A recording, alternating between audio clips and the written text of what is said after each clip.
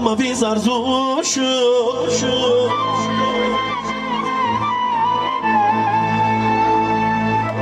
قانون حکومت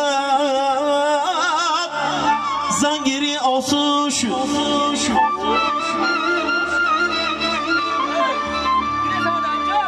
جوری جان با تو گویم باور کن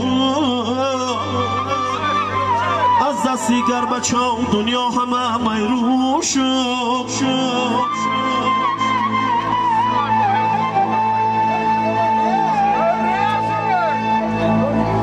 در بندی دلی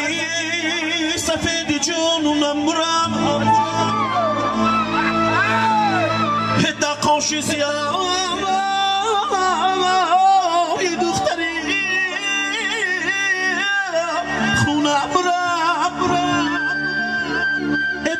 دختر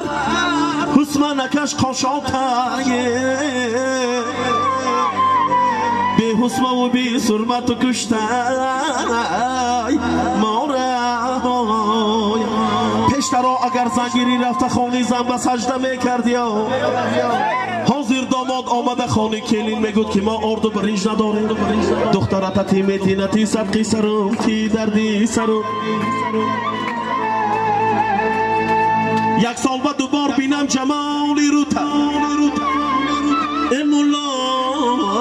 شوم و جادو کنم من شوتا از عقب فرو مدی و دست گردوندی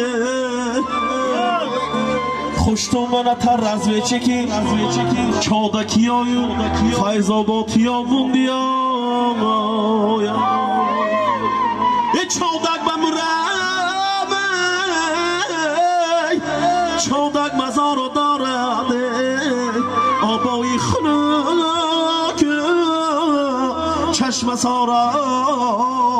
دارد